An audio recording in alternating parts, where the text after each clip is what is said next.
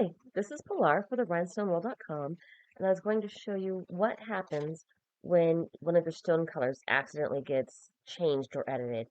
So you can see all of my stone colors here on the left side of my wizard, and as I hover over them, they kind of change whitish or a lighter color, and that's what happens with any of our colors.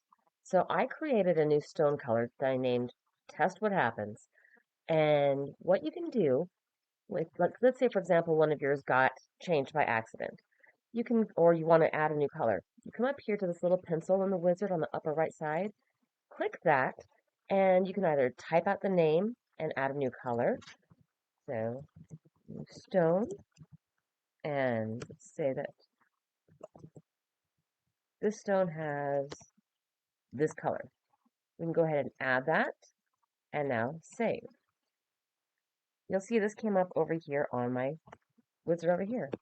So let's say I accidentally changed this color to test what happens, and I didn't mean for it to go black. No problem. Come up here to the pencil, scroll down to the stone you want to update, okay?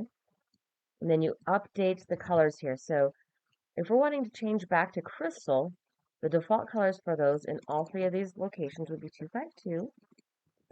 So just update those. The accent will be A. Click Add, and then Save. And you'll see now in my wizard, that stone color shows up as white or clear, just like the actual crystal ones.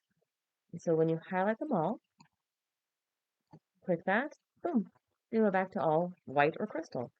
Or the new stone color I just made, this bright fluorescent green. So if you have any questions, feel free to email us at info@therhinestoneworld.com.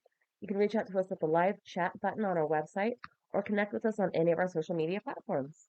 Thanks.